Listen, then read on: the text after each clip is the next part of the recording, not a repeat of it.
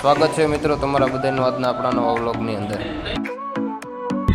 આપણે આવી ગયા છીએ માંડવીના દાણા કઢાવવા.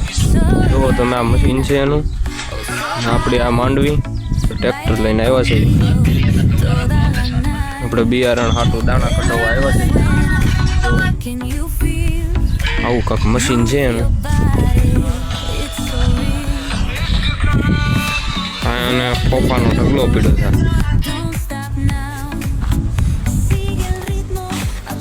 અને આની અંદર આપણે માંડવી નાખવાની અને અહીંયા આમાં પછી આવે. જો